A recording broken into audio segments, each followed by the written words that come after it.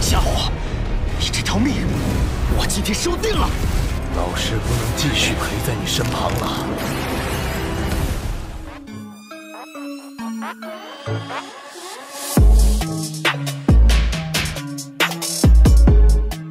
Halo para tetua, para pecinta Battle Through the Heavens dimanapun kalian berada.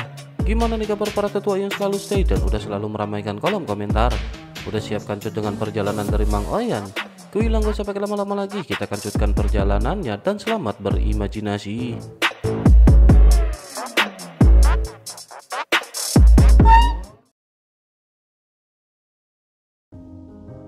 Cerita dikanjut dengan Xiaoyan yang pada saat ini masih bersama dengan Ding Yue. Xiaoyan pada saat ini berniat untuk memberikan baju besi yang dimiliki oleh Xiaoyan kepada Ding Yue. Sementara itu Ding Yue pada saat ini menatap ke arah Xiaoyan dengan tatapan penuh tekad sebelum akhirnya ia menerima armor tersebut. Selanjutnya Xiaoyan mengajak Ding Yue untuk berkeliling alam dewa kuno. Namun Xiaoyan hanya melambaikan tangannya memberi isyarat bahwa Xiaoyan tidak akan mengganggunya lagi. Setelah mengucapkan selamat tinggal, Xiaoyan pada akhirnya melanjutkan perjalanannya sendirian di alam dewa kuno. Sebelum Xiaoyan pergi pada saat itu, Xiaoyan meninggalkan sejumlah besar sumber daya di alam dewa kuno. Hal itu menjadikan alam dewa kuno semakin menyerupai surga dengan energi langit dan bumi yang sangat kaya. Energi ini juga terasa semakin jelas mempercepat kultivasi seseorang secara bertingkat. Akademi Dewa Kuno yang didirikan telah lama juga telah melatih banyak generasi baru individu yang kuat. Xiaoyan merasa tenang karena bisa memastikan semakin banyak orang jenius yang akan muncul seiring dengan berjalannya waktu. Tentu saja keseimbangan dunia ini harus tetap terjaga dan dengan adanya ratu yang bertanggung jawab, tidak lagi ada yang perlu terlalu dikhawatirkan oleh Xiaoyan. Bersamaan dengan Xiaoyan yang berjalan-jalan pada saat ini, Ye Beijing tiba-tiba muncul entah dari mana. Dengan pakaian yang mencolok dan wajah cantiknya, ia menarik perhatian banyak orang di sekitar. Rok yang ia kenakan memperlihatkan kaki jenjangnya yang tampak seperti batu giok. Senyumannya memancarkan kemurnian dan keaktifan khas seorang gadis muda. Xiaoyan memperhatikan Ye Beijing yang sering mengubah penampilannya. Tampaknya ia tidak memiliki gaya tetap dan bisa menyesuaikan diri dengan apa yang disukai oleh Xiaoyan. Meskipun begitu, Ye Beijing memahami batasannya dengan baik. Ketika Xiaoyan tidak memutuskan untuk berbicara, Ye Beijing juga memutuskan untuk diam. Ye Beijing pada saat ini membuat seolah-olah kehadirannya tidak terasa mengganggu Xiaoyan. Sementara itu Xiaoyan pada akhirnya pada saat ini segera menoleh ke arah sosok Ye Beijing. Ketika Ye Beijing menyadari tatapan Xiaoyan, matanya membesar memancarkan kemurnian dan pesona khas seorang gadis muda. Xiaoyan akhirnya berhenti di sebuah restoran dan mengajak Ye Beijing untuk berbincang-bincang. Xiaoyan pada saat ini masih memiliki banyak pertanyaan yang belum terjawab dari Ye Beijing. Xiaoyan ingin menanyakannya kepada Ye Beijing lebih lanjut. Keduanya pada akhirnya berbincang-bincang santai terlebih dahulu. Ye Beijing pada saat ini dengan bijaksana membantu menuangkan anggur untuk Xiaoyan. Tetapi sebelum ia bereaksi, Xiaoyan terlebih dahulu mengangkat kendi anggur untuk menuangkannya kepada Ye Beijing. Xiaoyan juga pada saat ini membentuk penghalang ruang di sekitar mereka. Hal ini memastikan bahwa tidak ada seorang pun yang akan bisa mendengar pembicaraan mereka. Sepanjang percakapan santai yang dimulai, Ye Beijing tampak menikmati undangan dari Xiaoyan. Sementara itu Xiaoyan pada saat ini mulai memahami lebih banyak tentang sosok Zhang Mixi. Xiaoyan menanyakan mengenai Zhang Mixi kepada Ye Beijing dan Ye Beijing tampak menyimpan banyak rahasia. Namun meskipun begitu, Ye Beijing pada saat ini tanpa ragu segera berbagi pengetahuannya kepada Xiaoyan.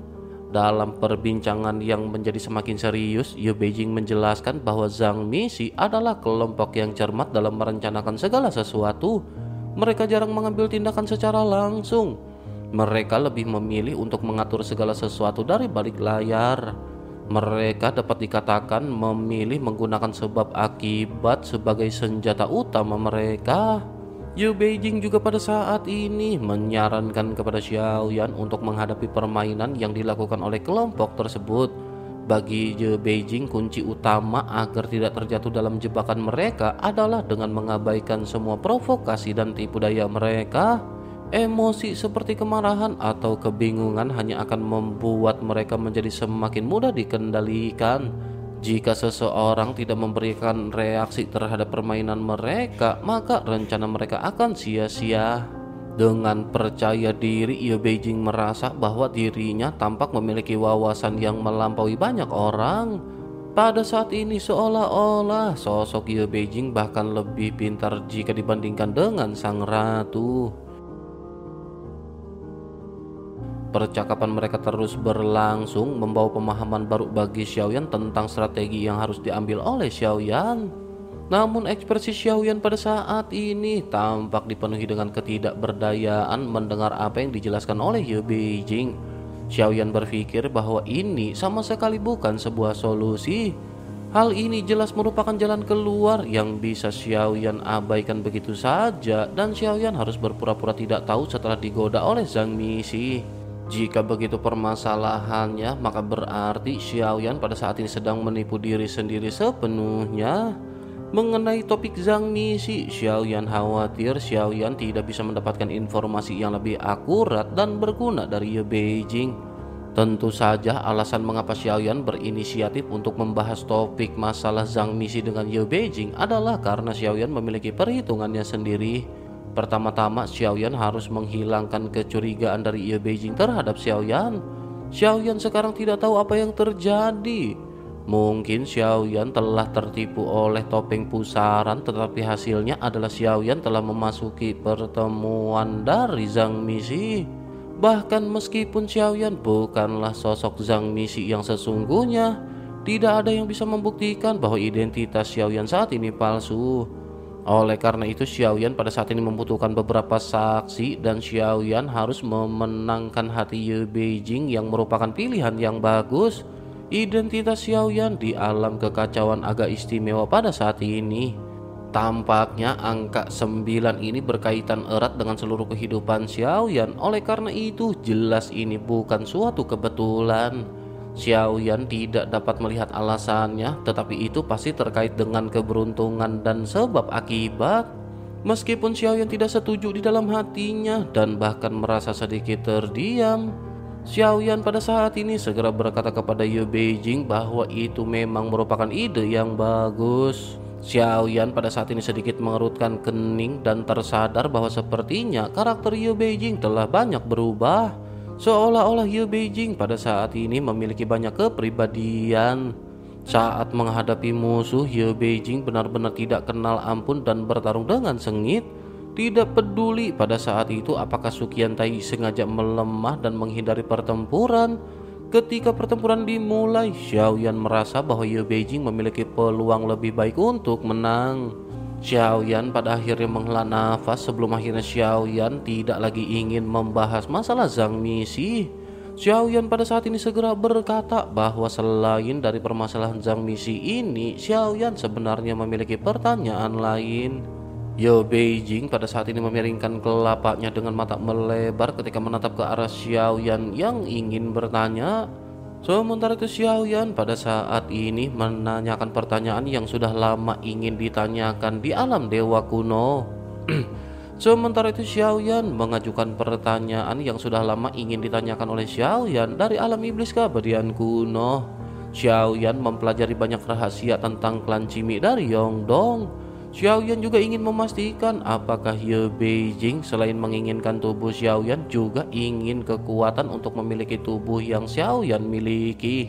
Xiaoyan pun berkata bahwa Xiaoyan ingin tahu sesuatu tentang klan Cimi.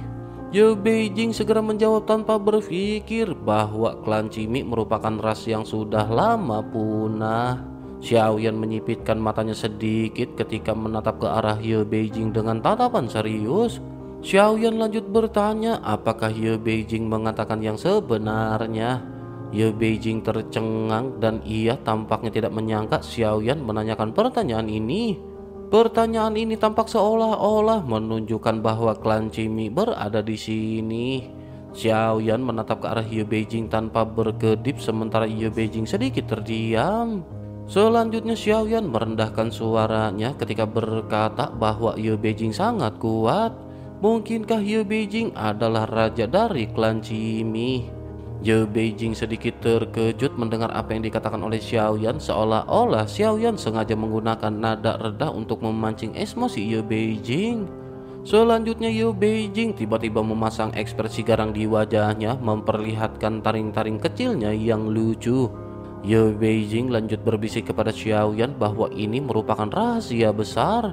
Jika Ye Beijing berada di posisi Xiaoyan, maka ia akan kehilangan tubuhnya sekarang juga. Begitu selesai berbicara, Ye Beijing pun tertawa dan berkata bahwa ini semua hanyalah tebakan Xiaoyan. Ye Beijing juga sesungguhnya pada saat ini tidak tahu apa yang dimaksud oleh Xiaoyan. Mendengar apa yang dikatakan oleh Ye Beijing, Xiaoyan pada saat ini merasa bahwa Xiaoyan tidak menemukan petunjuk apapun dari mata Ye Beijing. Tetapi meskipun begitu, Xiaoyan di dalam hatinya pada saat ini selalu merasa ada yang tidak beres. Setelah membaca semua hal yang terjadi di alam iblis keabadian kuno serta apa yang dikatakan oleh Yongdong, Xiaoyan memiliki cukup informasi untuk membuat penilaian seperti itu. Namun meskipun begitu, Xiaoyan pada saat ini memutuskan untuk tidak terus bertanya. Karena Ye Beijing tidak mau membicarakannya, maka Xiaoyan tidak perlu memaksanya. Terlebih lagi, jawaban Ye Beijing juga sesungguhnya tidak terlalu penting bagi Xiaoyan. Alasan mengapa Xiaoyan bertanya adalah untuk mengkonfirmasi tebakan batinnya dan menguji apakah Ye Beijing menyimpan dendam tersembunyi terhadap Xiaoyan. Xiaoyan pada akhirnya menghela nafas dan tersenyum santai sebelum akhirnya berkata sebaiknya mereka melupakan permasalahan ini. Ini memang hanya sebatas dugaan Xiaoyan. Tidak peduli seperti apa hubungan mereka di masa depan, setidaknya mereka berteman pada saat ini. Mungkin Xiaoyan berencana untuk meninggalkan tempat ini sementara waktu. Apakah Ye Beijing ingin pergi bersama dengan Xiaoyan? Ye Beijing pada saat ini tersenyum mendengar apa yang baru saja ditanyakan oleh Xiaoyan.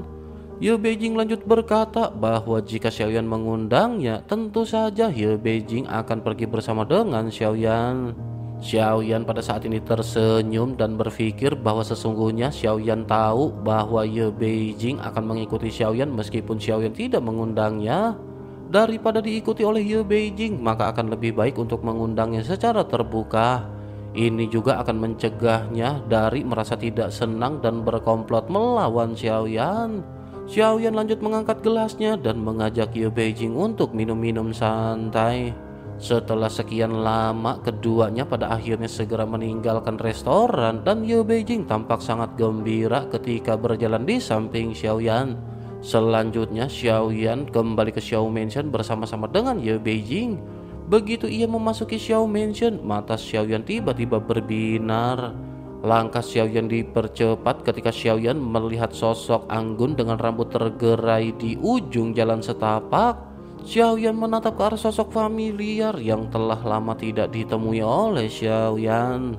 Xiaoyan pun dengan lembut menggumamkan nama sosok tersebut yang ternyata adalah Sun Er.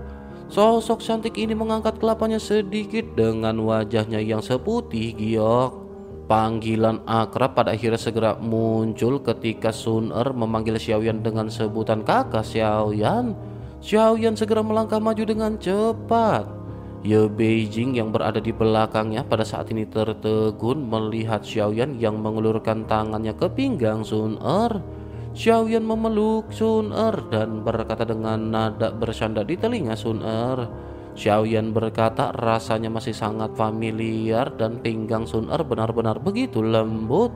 Wajah cantik Sun Er seketika memerah dan ia membenamkan kelapanya di pelukan Xiaoyan. Sementara itu Ye Beijing menggertakkan giginya ketika menatap ke arah kedua sosok tersebut. Ye Beijing lanjut bergumam, sungguh sangat sial, Ye Beijing pada akhirnya kalah lagi. Ia juga benar-benar tidak menyangka ternyata Xiaoyan masih memiliki istri. Terlebih lagi istri Xiaoyan yang ini memiliki penampilan yang murni, seksi, imut dan penuh dengan kasih sayang. Ye Beijing pada saat ini ngedumel sendirian menatap ke arah Xiaoyan dan Sun Er yang saling berpelukan. Sementara itu Sun Er pada saat ini menatap ke arah Ye Beijing yang sedang gerendelan sendirian. Dengan suara pelan Sun Er bertanya kepada Xiaoyan siapakah wanita cantik ini.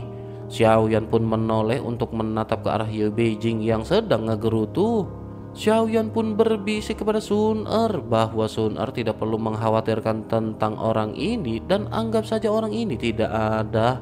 Sun Er mengangguk sebelum akhirnya tersenyum sementara Ye Beijing kembali menoleh ke arah Xiaoyan. Tampaknya bisikan Xiaoyan sebelumnya tidak lepas dari kuping Ye Beijing yang membuatnya merasa panas. Ye Beijing pada akhirnya mengambil inisiatif dan segera berjalan ke arah keduanya. Ye Beijing lanjut berkata bahwa ia bernama Ye Beijing. Ia adalah pengagum Xiaoyan dan mungkin mereka bisa menjadi saudari di masa depan. Ye Beijing lanjut mengulurkan tangannya ke arah Sun Er yang masih di dalam pelukan Xiaoyan. Sementara itu Sun Er mengulurkan tangannya dari lengan Xiaoyan dengan mata melengkung membentuk bulan sabit. Sementara itu Ye Beijing pada saat ini terfana melihat ekspresi senyuman yang terpancar dari wajah Sun Er. Senyum Sun Er ini tidak hanya cantik tetapi tampak nyata dengan ketulusan yang terpancar dari wajahnya. Ye Beijing menggertakkan giginya dan terus bergumam bahwa tidak heran Ye Beijing pada saat ini terus-menerus kalah. Ia sudah memahami inti permasalahannya dengan jelas pada saat ini. Namun ia masih belum berhasil karena ternyata ia dikelilingi oleh orang-orang yang merupakan saingan hebat. Ye Beijing pada saat ini kembali gerendengan sementara Sun Er menatap Ye Beijing dengan tatapan bingung. Sun Er merasa aneh saat melihat perubahan ekspresi dari Ye Beijing. Sementara itu Xiaoyan pada saat ini segera memperkenalkan Sun Er kepada Ye Beijing. Xiaoyan berkata agar Ye Beijing memperkenalkan istri Xiaoyan yang bernama Gu Sun Er. Selanjutnya Xiaoyan memperkenalkan Ye Beijing kepada Sun Er dan menjelaskan bahwa ini adalah senior Ye Beijing. Ia berasal dari alam iblis keabadian kuno dan ia membantu Senshi mengusir Taiksu. Sun Er pun seketika membungkuk dan menatap ke arah Ye Beijing ketika mengucapkan terima kasih. Ye Beijing pada saat ini merasa sedikit aneh melihat apa yang dilakukan oleh Sun Er. Ye Beijing pada akhirnya lanjut berkata kepada Sun Er bagaimana ia melatih emosinya. Dengan begitu banyak wanita di sekitar Xiaoyan, bukankah Sun Er harusnya cemburu? Ia juga telah berkata bahwa ia merupakan pengagum dari Xiaoyan. Apakah Sun Er pada saat ini tidak memiliki pikiran dan emosi sama sekali? Sun Er hanya tersenyum ketika mendengar apa yang baru saja dikatakan oleh Ye Beijing. Sementara itu Xiaoyan mengulurkan tangannya dengan hati-hati dan merapikan rambut Sun Er yang tergerai oleh angin. Keduanya tampak begitu romantis hingga Ye Beijing merasakan ketidaknyamanan. Sun Er pada saat ini lanjut berkata kepada Ye Beijing bahwa kakak Xiaoyan memiliki banyak pengagum. Hal ini tidak mengherankan karena kakak Xiaoyan sangat luar biasa. Namun Sun Er tahu bahwa bahkan jika Sun Er pergi suatu hari nanti, Sun Er tidak akan tergantikan di hati kakak Xiaoyan. Suara Sun Er yang lembut ini benar-benar tampak terdengar seperti lagu ketika memasuki telinga Ye Beijing. Sementara itu Ye Beijing pada saat ini hanya pongo. Ye Beijing tampaknya benar-benar tersesat dan kebingungan dengan karakter wanita yang berada di samping Xiaoyan. Ye Beijing pada akhirnya memutuskan untuk mengangkat tangannya dan pergi dengan perasaan malu. Ia tidak ingin melihat keduanya bersikap begitu romantis di hadapan Ye Beijing. Setelah Ye Beijing pergi, Xiaoyan pada akhirnya kembali memeluk Sun Er dan bibir hangat mereka saling bersentuhan. Tubuh Sun Er yang lembut menegang sedikit sebelum akhirnya sedikit melunak. Xiaoyan lanjut membawa Sun Er bersamanya dan mereka segera memasuki ke ruangan dengan cepat. Mereka sudah lama tidak bertemu dan sekarang mereka sangat bergairah dan benar-benar ingin mulai bermain dokter-dokteran. Pada saat ini tubuh halus Sun Er bagaikan air menempel erat pada tubuh Xiaoyan power glow. Wajah cantik Sun Er juga memerah dan kepuasan yang telah lama hilang kembali muncul di wajahnya. Sun Er pada saat ini segera berkata kepada Xiaoyan bahwa ia sudah mendengar tentang saudari Cailin dari semua orang. Kakak Xiaoyan tidak perlu khawatir karena dengan bakat saudari Cailin, ia pasti akan bisa menonjol dan menjadi orang yang kuat. Sun Er tersenyum memandang ke arah Xiaoyan dan meskipun Xiaoyan tidak mengatakan apa-apa, Sun Er masih bisa melihat kekhawatiran di mata Xiaoyan. Oleh karena itu Sun Er pada saat ini menghibur Xiaoyan yang hanya bisa terdiam. Sementara itu Xiaoyan pada saat ini lanjut berkata bagaimana Sun Er bisa menghabiskan waktu yang begitu lama dalam kesepian. Sun Er pada saat ini menghela nafas sebelum akhirnya berkata bahwa tentu saja ia selalu merindukan kakak Xiaoyan. Hal ini juga terjadi dengan Xiaolin dan Xiao Yueli. Anak-anak sudah tumbuh dewasa dan mereka sangat peka serta sering datang untuk mengobrol dengan Sun Er. Meskipun bakat Xiaolin tidak sebagus Xiao Yueli, ia juga telah bekerja dengan sangat keras. Sekarang ia telah menembus langkah kelima keabadian kaisar dan di masa depan ia pasti akan dapat mencapai alam keabadian dewa. Namun setelah berlatih di dunia bawah, Xiaolin memutuskan untuk pergi. Ia berkata bahwa ia ingin menjadi seperti ayahnya dan berkeliling dunia. Xiaoyan tersenyum dan bergumam bahwa anak nakal itu cukup berani. Biarkan anak-anak berjalan di jalan mereka sendiri. Meskipun Xiaoyan sudah lama tidak melihatnya, Xiaoyan yakin Xiaolin akan baik-baik saja. Xiaoyan berpikir bahwa dengan darah Xiaoyan yang mengalir di nadinya, Xiaoyan samar-samar dapat melihat darah yang terhubung dengan darahnya sendiri. Pada dasarnya Xiaoyan juga dapat menilai bahwa Xiaolin akan baik-baik saja. Xiaolin adalah putra Xiaoyan. Xiaoyan memiliki keberuntungan besar, oleh karena itu secara alami anaknya akan dilindungi oleh keberuntungan. Xiaoyan pada akhirnya mengesampingkan permasalahan ini dan tangan Xiaoyan mulai bergerilya.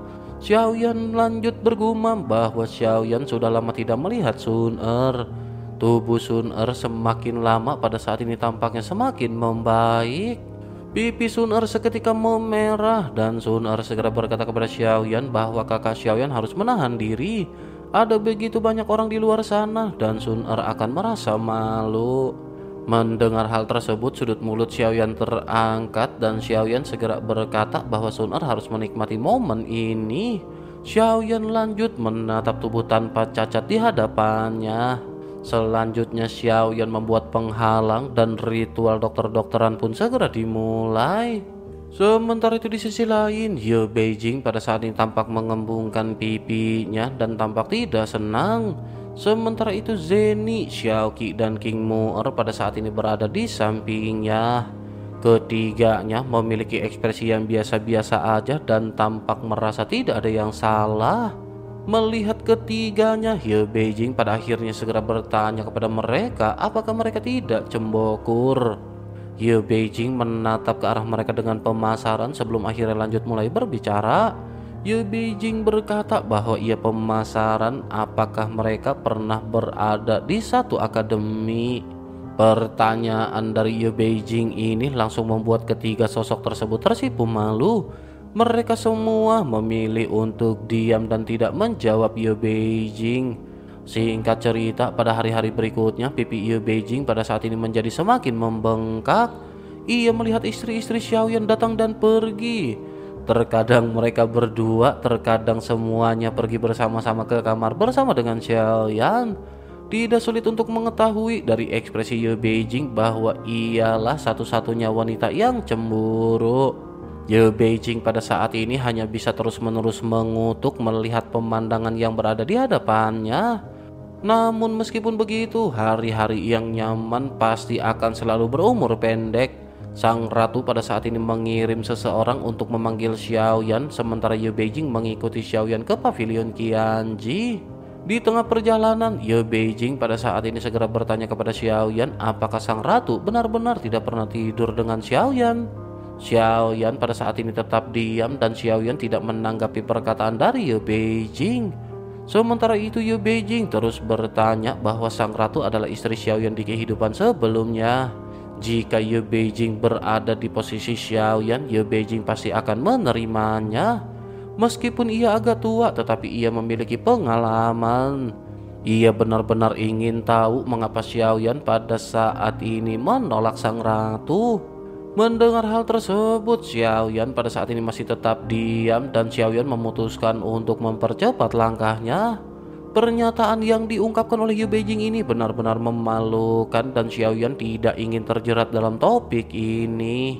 Setelah beberapa saat, mereka pada akhirnya tiba di pavilion Qianji yang dipenuhi dengan lukisan yang dibuat oleh sang ratu. Tanpa terkecuali, sosok di dalam lukisan ini adalah sosok Xiaoyan. Ye Beijing melihat sekeliling dengan rasa ingin tahu dan ada cahaya kejutan di matanya. Sementara itu Xiaoyan segera mendekat dan bertanya apakah ada yang salah. Sang ratu pun segera meletakkan kuas di tangannya dan segera menatap ke arah Xiaoyan.